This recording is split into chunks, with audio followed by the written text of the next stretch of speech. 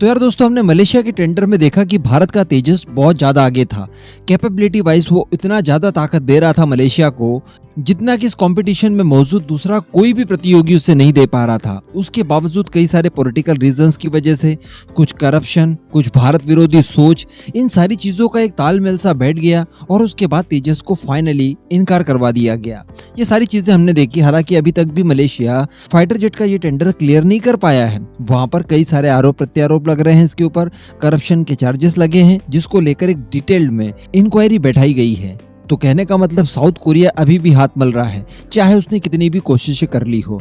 लेकिन दोस्तों, आपको याद होगा, मैंने आपको बताया था कुछ समय पहले कि इजिप्ट काफी बड़ी मात्रा में तेजस जैसे फाइटर जेट की तलाश में है इस समय, और इसके लिए भारत ने तेजस को ऑफर दिया है और भारत ने बहुत बड़ी पिच तैयार कर ली है वहां पर। यानी भारत नहीं चाहता कि इजिप्ट के इस टेंडर को हाथ से जाने दिया जाए, क्योंकि यहाँ पर मामला 2-4 फाइटर जेट के लिए नहीं है या एक आध स्क्वाड्रन के लिए नहीं है, बल्कि 50 से 60 की संख्या में इजिप्ट को चाहिए तेजस जैसे फाइटर जेट। हालांकि यहाँ पर भी मैं आपको बता दूं कि साउथ कोरिया मैदान में उतर चुका है। इस वजह से भारत को और ज्यादा मजबूती से यहाँ पर पिच तैयार करनी होगी, जिसके लिए हम लोग अलग अलग मौकों पर बात कर चुके हैं कि HAL की तरफ से टीम जाती है इजिप्ट। वहाँ पर लोकल मैन्युफैक्चरिंग, टेक्नोलॉजी ट्रांसफर और कई सारी चीजों की सहूलतें उन्हें दी जाती है। इसके बारे में ऑफर किए जाते हैं। इसी के साथ साथ हमारे रक्षा मंत्री जाते हैं वहाँ पर, हमारे S जयशंकर साहब जो विदेश मंत्री हैं वो जाते हैं। कहने का मतलब एक पूरी तरह से पिच तैयार करने की कोशिश अभी तक की गई है, क्योंकि भारत जिस तरह के ऑफर्स दे रहा है इजिप्ट को, ठीक उसी तरह के ऑफर्स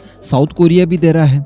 तो दिक्कतें यहाँ पर हो सकती है। और अगर बात की जाए इजिप्ट की, तो भारत भी इतना ज्यादा भी उसके ऊपर ट्रस्ट नहीं कर सकता। तो कहने का मतलब मेहनत जो हमें करनी होगी वो एक्स्ट्रा में करनी होगी। और अगर इजिप्ट तेजस खरीदने के लिए तैयार हो जाता है तो यकीन मानिए ये द्वार खोल देगा हमारे लिए एक्सपोर्ट के। उसके बाद हम लोग कई सारे ऑर्डर्स प्राप्त कर सकते हैं। इसके लिए भारत ने नई चीज निकाली है। देखिए, पहले हम लोग तेजस को केवल और केवल उसकी कैपेबिलिटी के आधार पर बेचने की कोशिश कर रहे थे। नो डाउट हमारा तेजस हर मापदंड में खरा उतरता है और उसके कंपटीशन में कोई भी अन्य फाइटर जेट दुनिया में नहीं टिक पाता। मैं आपको कई बार इस तरह के आर्टिकल बता चुका हूं, जो कि भारत विरोधी एजेंडा चलाने वाले अखबारों ने और बहुत बड़े बड़े मीडिया हाउसेज ने इस बात को छापा है और स्वीकार किया है कि भारत का तेजस अपनी कैटेगरी का नंबर 1 फाइटर जेट है। किसी भी तरह की इसमें कोई प्रॉब्लम नहीं है, 100% ट्रैक रिकॉर्ड है, ना ही कभी आज तक ये क्रैश हुआ है।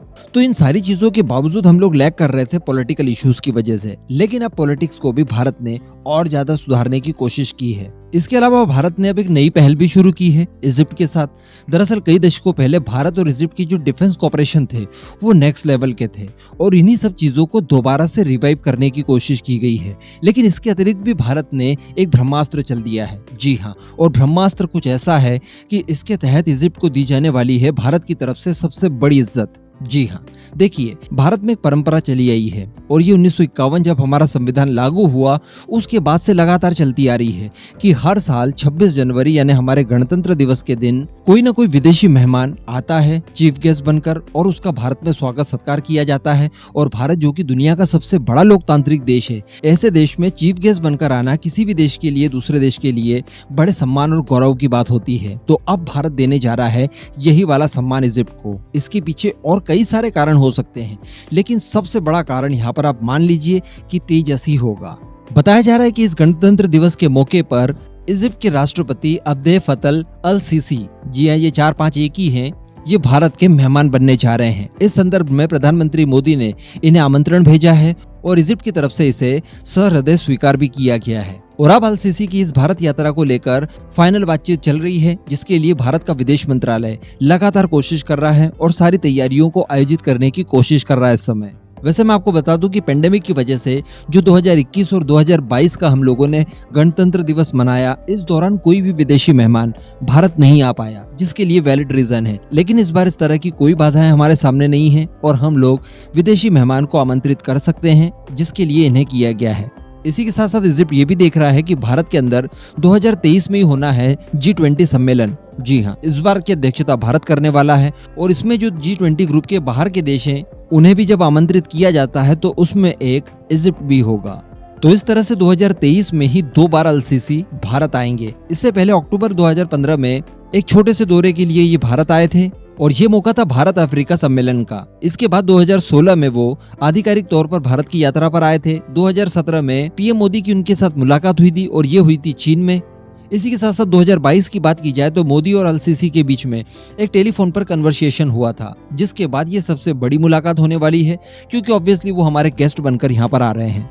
तो यहाँ पर डेफिनेटली बाकी सारी चीजों के साथ साथ डिफेंस सबसे बड़ा मुद्दा होगा और इस समय इजिप्ट की हमें जरूरत है। इजिप्ट अगर डिफेंस के क्षेत्र में भारत के साथ वापस से वैसा ही पुराना वाला कॉपरेशन करने के लिए तैयार हो जाता है, तो इससे दोनों ही देशों को बहुत एडवांटेज मिलेगा। इजिप्ट को भी हाई टेक वेपन कम कीमतों पर मिल जाएंगे, भारत जैसा रिलायबल देश उसके साथ हो जाएगा और साथ ही भारत को भी इससे हो सकता है मोटा मुनाफा। इजिप्ट में मैं आपको बता दूं कि हथियार खरीदने के मामले में काफी ऊपर नाम आता है उसका। तो अगर एक बार इजिप्ट और भारत के बीच में इस तरह की साझेदारी बन गई तो दोनों देशों के लिए ये बहुत ज्यादा लाभप्रद होगी, खासकर तेजस के एक्सपोर्ट फ्यूचर को देखते हुए। अब इस पूरे मुद्दे पर दोस्तों आपका क्या मानना है, नीचे कमेंट करके जरूर बताइएगा।